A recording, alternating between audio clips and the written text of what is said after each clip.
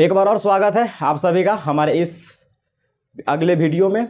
दोस्तों, जैसा कि आप जानते हैं, हम लोग क्लास 11th बायोलॉजी में ह्यूमन फिजियोलॉजी को पढ़ रहे हैं और ह्यूमन फिजियोलॉजी में एक बहुत ही इंपॉर्टेंट चैप्टर है जिसका नाम है body fluid and it's circulation. हम लोग इसे कंटिन्यू कर रहे हैं। पिछले वीडियो में हमने आरबीसी के बारे में पढ़ा है, प्लाज्मा के बारे में पढ़ा है, डब्ल्यूबीसी के बारे में पढ़ा है और आज के वीडियो में हम लोग प्लेटलेट्स के बारे में पढ़ने वाले हैं। दोस्तों, जब भी हम बात करते हैं body fluids and it's circulation का, तो इसमें एक शब्द आता है बॉडी फ्लूइड्स। और हम जानते हैं कि हमारे बॉडी में जब भी ट्रांसपोर्टेशन का काम होता है तो हमारे बॉडी में ट्रांसपोर्टेशन के काम के लिए दो तरीके के फ्लूइड्स हैं। एक को हम लोग ब्लड बोलते हैं और एक को प्लाज्मा बोलते हैं। तो प्लाज्मा के बारे में हम बाद में पढ़ेंगे, हम लोग अभी ब्लड के बारे में पढ़ रहे हैं। जब हमने ब्लड के बारे में पढ़ना स्टार्ट किया था तो हमने जाना था कि ब्लड एक कनेक्टिव टिश्यू है और उसके बाद हमने ब्लड के कंपोनेंट के बारे में जाना था। तो हमने वहां पे जाना था कि ब्लड के पास जो भी कंपोनेंट्स है, मेनली उसको हम दो टाइप में क्लासिफाई करते हैं, एक लिक्विड पार्ट और एक solid part. Solid part means cellular part. तो जो लिक्विड पार्ट है उसे हम लोग प्लाज्मा बोलते हैं और जो सॉलिड पार्ट है यानी कि जो सेलुलर पार्ट्स है उसे हम लोग फॉर्म्ड एलिमेंट्स बोलते हैं। और जब हम सेलुलर पार्ट्स की बात करते हैं तो ब्लड में तीन प्रकार के सेल्स होते हैं, एक आरबीसी, डब्ल्यूबीसी और प्लेटलेट्स। पिछले वीडियो में हमने आरबीसी के बारे में बात किया है, डब्ल्यूबीसी के बारे में बात किया है और प्लाज्मा के बारे में बात किया है। अगर आप अभी तक एक भी वीडियो नहीं देखे हैं तो आप हमारे चैनल पर जाइए, वहाँ पे आपको पूरा का पूरा प्लेलिस्ट मिल जाएगा। वहाँ से आप प्रत्येक वीडियो को देखिए और उसके बाद आज के वीडियो में रिटर्न आइएगा तो थोड़ा आपको ज़्यादा समझ में आएगा। फिलहाल आज के वीडियो में हम लोग प्लेटलेट्स के बारे में पढ़ने वाले हैं। आरबीसी, डब्ल्यूबीसी और प्लाज्मा, इन तीनों के बारे में हम ऑलरेडी पढ़ चुके हैं। आज हम लोग थोड़ा सा प्लेटलेट्स के फीचर्स के बारे में जानेंगे और हम ये जानेंगे कि प्लेटलेट्स का जो काम है, प्लेटलेट्स का काम आप जानते हैं ब्लड क्लॉटिंग यानी कि रक्त का थक्का बनाना प्लेटलेट्स का काम है। प्लेटलेट्स को हम लोग थ्रोम्बोसाइट्स भी बोलते हैं। तो इस वीडियो में हम आज ये भी जानेंगे कि प्लेटलेट्स किस तरीके से ब्लड क्लॉटिंग में हेल्प करता है, यानी कि मैकेनिज्म ऑफ ब्लड क्लॉटिंग को हम लोग समझने वाले हैं। तो आइए दोस्तों, थोड़ा सा समझने का प्रयास करते हैं प्लेटलेट्स के बारे में। देखिए, प्लेटलेट्स के बारे में मैं जो बता रहा हूं उसे आपको याद रखना है। इसमें बहुत कुछ समझने वाला बात नहीं है, समझने वाला है जब हम लोग ब्लड क्लॉटिंग पे आएंगे तो वहां पे आप थोड़ा सा समझिएगा कि किस तरीके से हो रहा है। प्रत्येक आपको स्टेप याद रखना होगा और स्टेप एक सीक्वेंस में याद रखना होगा। तो आइए दोस्तों, बात करते हैं प्लेटलेट्स के बारे में। तो हम जानते हैं कि प्लेटलेट्स कलरलेस होता है। तो यदि हम कलर का बात करें प्लेटलेट्स का, तो सबसे पहली बात, प्लेटलेट्स का एक और नाम है थ्रोम्बोसाइट्स। ये हम पहले भी बात कर चुके हैं, एक बार और आपको बता देते हैं कि प्लेटलेट्स का दूसरा नाम क्या है, थ्रोम्बोसाइट्स है। यदि हम प्लेटलेट्स के कलर का बात करते हैं तो इसके पास कोई कलर नहीं है, यानी कि प्लेटलेट्स कलरलेस होते हैं। यदि इसके हम लाइफ स्पेन का बात करेंगे तो इसका लाइफ स्पेन लगभग 7 दिन का होता है। आपको याद होगा आरबीसी का लाइफ स्पेन लगभग 120 दिन का होता है और डब्ल्यूबीसी का लाइफ स्पेन भी बहुत ही कम होता है, लेस देन 10 डेज। और यदि हम प्लेटलेट्स की बात करेंगे तो इसका भी लाइफ स्पेन बहुत कम है, लगभग 7 दिन के आसपास है। यदि हम इसकी संख्या की बात करेंगे तो 1 mm³ ऑफ ब्लड में 1.5 लाख टू 3.5 लाख प्लेटलेट्स होते हैं। यानी कि 1 mm³ यदि हमारे पास ब्लड है तो उसमें 1.5 लाख से 3.5 लाख प्लेटलेट्स हो सकते हैं। आपको याद होगा आरबीसी का संख्या, आरबीसी कितना होता है, 1 mm³ ऑफ ब्लड में 5 मिलियन से 5.5 मिलियन आरबीसी होते हैं।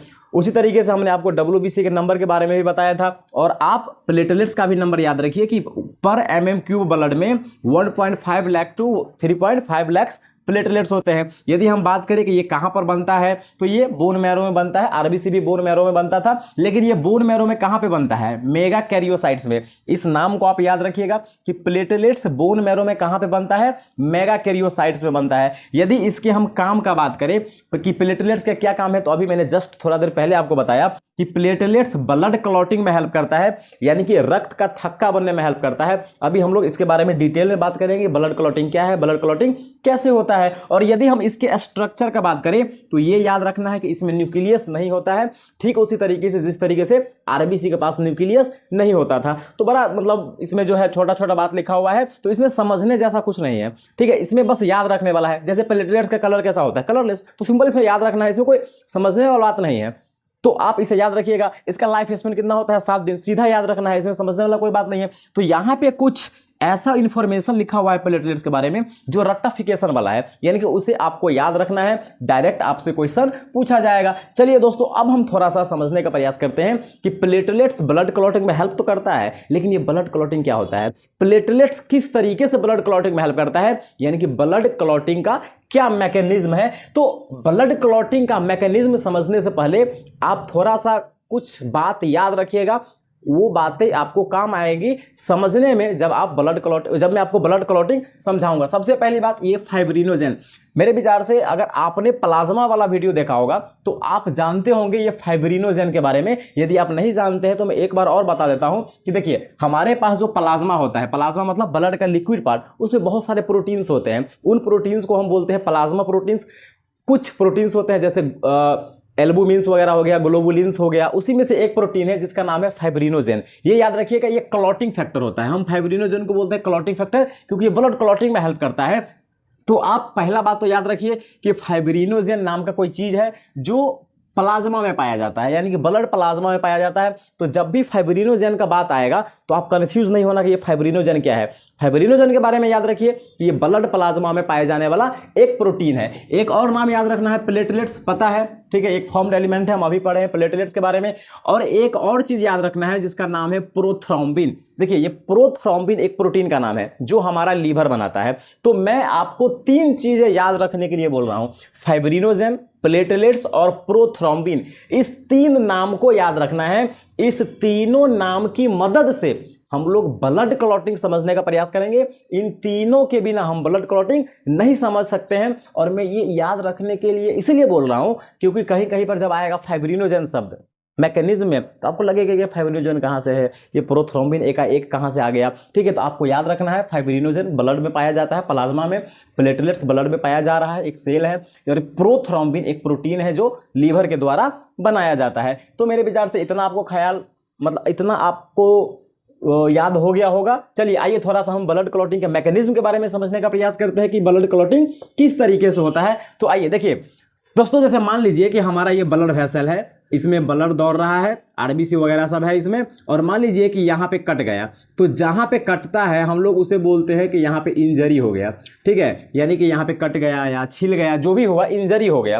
ठीक है, तो मान लीजिए कि यहाँ पर कट गया, तो जब यहाँ कट जाता है तो यहाँ से ब्लड बाहर निकलना चालू हो जाता है, जिसे हम लोग बोलते हैं ब्लीडिंग, यानी कि ब्लड बाहर निकलना चालू हो रहा है। अब दोस्तों मान लीजिए कि जहाँ कटा, यदि मान लीजिए कि कोई हमारा बॉडी पार्ट है वहाँ पे कट गया और उसमें से ब्लड निकल रहा है और वो निकलता ही जा रहा है, निकलता ही जा रहा है, वो रुकने का नाम ही नहीं ले रहा है, तो आप समझ सकते हैं कि हमारे लिए कितना घातक साबित हो सकता है। हमारे बॉडी में ब्लड लॉस हो सकता है, ब्लड की कमी हो सकती है और हम अल्टीमेटली मर सकते हैं। और चलिए ठीक है, मान लीजिए कि बाहर में कोई कटा, ब्लड नहीं बंद हुआ, ठीक है, देख लेंगे जो होगा सो होगा। लेकिन आप थोड़ा समझने का प्रयास कीजिए, मान लीजिए कि हमारे बॉडी के अंदर, जैसे मान लीजिए कि हमारे ब्रेन में या हमारे हार्ट में कहीं पर कोई कट गया, मतलब कोई इंटरनल बॉडी पार्ट कट गया और वहाँ पे जो ब्लड निकल रहा है वो निकलता ही जा रहा है, निकलता ही जा रहा है, निकलता ही जा रहा है, तो वो काफ़ी ज़्यादा घातक साबित हो सकता है। और ब्लड क्लॉटिंग में प्लेटलेट्स हेल्प करता है, तो इसीलिए बॉडी में प्लेटलेट्स सही मात्रा में होना बहुत ज़रूरी है। तो प्लेटलेट्स जब कम हो जाता है तो थोड़ा सा हमारे लिए जो टेंशन वाली बात हो जाती है, बहुत ज़्यादा टेंशन नहीं लेना है, खाने पीने से बढ़ जाएगा, उसमें कोई ऐसा रॉकेट साइंस नहीं है, कम हो गया क्यों हो गया, हो गया ठीक है, खाना खाएंगे फिर मज़ेदार हो जाएगा। चलो आओ टॉपिक पे आते हैं थोड़ा सा। तो हम क्या बात कर रहे थे कि मान लीजिए कि हमारा कोई बॉडी पार्ट कट गया, उसमें से ब्लड निकलना चालू हो रहा है, तो यदि उसमें से ब्लड निकल रहा है और ब्लड नहीं रुका तो ज़्यादा दिक्कत है। तो अब इस ब्लड को रोकना है और हमारे पास इस ब्लड लॉस को रोकने का एक तरीका है, एक फंडा है हमारे बॉडी के पास, उसे हम लोग बोलते हैं ब्लड क्लॉटिंग। यानी कि ब्लड क्लॉटिंग क्या है? ब्लड क्लॉटिंग एक ऐसी प्रक्रिया है जिसके द्वारा ब्लड लॉस को रोका जाता है ड्यूरिंग एन इंजरी। मतलब जब भी हमारे बॉडी पार्ट में कोई इंजरी होगा तो उसमें ब्लड बहुत ज़्यादा लॉस नहीं हो, इसको रोकने का एक तरीका है ब्लड क्लॉटिंग। सिंपल देहाती भाषा में यदि मैं आपको समझाऊं तो जब हमारा कोई बॉडी पार्ट करता है तो थोड़ा देर ब्लड निकलता है, यदि हम उसको छोड़ देते हैं तो थोड़ा देर के बाद ब्लड अपने आप रुक जाता है, मतलब बहना बंद हो जाता है। इसी प्रक्रिया का नाम है ब्लड क्लॉटिंग, यानी कि हम बोलते हैं कि रक्त जम गया, अब बाहर नहीं आएगा। चलिए थोड़ा सा समझने का प्रयास करते हैं कि ये ब्लड क्लॉटिंग कैसे होता है। तो सबसे पहले देखिए, जहां पे कटा, जो टिश्यू कटा है, जहां पर इंजरी हुआ है, वो और जो प्लेटलेट्स है ब्लड में, ये दोनों मिल करके एक एंजाइम बनाता है, एक केमिकल बनाता है जिसका नाम है थ्रोम्बोकाइनेज एंजाइम। इस नाम को याद रखिएगा, थ्रोम्बोकाइनेज। ये स्टेप याद रखना है, कौन किसको बना रहा है। तो याद रखिएगा जो डैमेज टिश्यू है और इसमें जो प्लेटलेट्स है, ये दोनों एक केमिकल रिलीज कर रहा है। उस केमिकल का क्या नाम है? थ्रोम्बोकाइनेज नाम है। अब ये थ्रोम्बोकाइनेज प्रोथ्रोम्बिन के साथ मिलेगा, याद रखिएगा। अब ये जो प्रोथ्रोम्बिन है ये क्या है? मैंने आपको बोला था ना याद रखने के लिए, ये एक प्रोटीन है जो लीवर के द्वारा बनाया जाता है। तो डैमेज टिश्यू और प्लेटलेट्स ने जो थ्रोम्बोकाइनेज बनाया है, ये थ्रोम्बोकाइनेज प्रोथ्रोम्बिन के साथ मिलेगा और उस प्रोथ्रोम्बिन को किस में कन्वर्ट कर देगा? थ्रोम्बिन में कन्वर्ट कर देगा। इसके लिए कैल्शियम आयन की जरूरत होती है, ब्लड क्लॉटिंग के लिए कैल्शियम की जरूरत होती है, याद रखिएगा, ठीक है। तो प्रोथ्रोम्बिन किस में कन्वर्ट हो जाएगा? थ्रोम्बिन में कन्वर्ट हो जाएगा। और ये थ्रोम्बिन, ये जो फाइब्रिनोजेन था ब्लड प्लाज्मा में, उस फाइब्रिनोजेन को फाइब्रिन में कन्वर्ट कर देगा और जहां पे कटा था वहां पर बहुत सारा फाइब्रिन आ जाएगा धागा जैसा, और पूरा आरबीसी उस धागे में फंस जाएगा और ब्लड क्लॉटिंग हो जाएगा, यानी कि ब्लड लॉस रुक जाएगा। तो मेरे विचार से आपको समझ में आया होगा कि किस तरीके से ब्लड क्लॉटिंग होता है। मैं एक बार और आपको समझाने का प्रयास कर रहा हूं, बड़ा आसान सा चीज है। हुआ क्या, हमारा जो भी टिश्यू डैमेज हुआ था इंजरी के टाइम पर, तो ये डैमेज टिश्यू और जो ब्लड में प्लेटलेट्स है वो एक केमिकल रिलीज करता है जिसका क्या नाम है? थ्रोम्बोकाइनेज नाम है। और ये थ्रोम्बोकाइनेज एंजाइम प्रोथ्रोम्बिन को थ्रोम्बिन में कन्वर्ट करता है। ये प्रोथ्रोम्बिन क्या है? एक प्रोटीन है जो लीवर के द्वारा बनाया जाता है। तो थ्रोम्बोकाइनेज एंजाइम प्रोथ्रोम्बिन को थ्रोम्बिन में कन्वर्ट कर दिया। अब ये जो थ्रोम्बिन बना, ये क्या करेगा? ब्लड प्लाज्मा में जो फाइब्रिनोजेन है, उस फाइब्रिनोजेन को फाइब्रिन में कन्वर्ट कर देगा और ये फाइब्रिन डैमेज्ड टिश्यू के पास जाकर के पूरा एकदम नेटवर्क, जाल जैसा पिक्चर बना देगा और उस जाल में आरबीसी आर पार नहीं हो सकता है, तो ब्लड लॉस रुक जाएगा। तो देखिए ये है हमारे ब्लड क्लॉटिंग का पूरा प्रक्रिया। आपको स्टेप याद रखना है, किसका क्या काम है, कौन किसके साथ मिलकर क्या बना रहा है, ठीक है। आपको ये याद रखना होगा, तब आपको जाकर के पूरा का पूरा क्वेश्चन सॉल्व होगा इससे। दोस्तों अगले वीडियो में हम लोग बात करेंगे ब्लड वेसल्स के बारे में। हमने ये सारा चीज़ बात कर लिया, अगले दिन हम लोग ब्लड वेसल्स के बारे में बात करेंगे।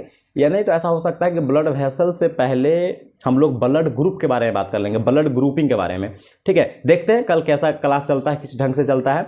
तो आज के लिए इतना ही। Okay bye bye. और हाँ दोस्तों, मैं आपको एक जानकारी देना चाहता हूँ। यदि आप साहर घाट में हैं या साहर घाट के 10 किलोमीटर के रेडियस में हैं, यदि आप साहर घाट के आसपास के एरिया से बिलोंग करते हैं और यदि आपको कुछ खाने का मन हो रहा है, जैसे मान लीजिए आपको खाने का मन हुआ पिज्ज़ा या कुछ भी आपको खाने का मन हो रहा है, लेकिन किसी भी कारणवश आप होटल तक नहीं जा सकते, हो सकता है कि बहुत दूर है, बहुत धूप है या कुछ भी है, बारिश हो रही है, किसी कारणवश यदि आप नहीं जा सकते हैं, तो आप एक काम कर सकते हैं। प्ले स्टोर पर जाइए, एक ऐप आता है जिसका नाम है मिथिला बाइट्स। आप उस ऐप को डाउनलोड कीजिए और आप उस ऐप के थ्रू भोजन को ऑर्डर कर सकते हैं, आपको जो भी खाना है, और 10 से 15 मिनट के अंदर आपको फूड डिलीवर हो जाएगा और आप मस्ती में खा सकते हैं। तो आप एक बार जरूर ट्राई कीजिए। बाकी मिलते हैं अगले लेक्चर में। बहुत बहुत धन्यवाद।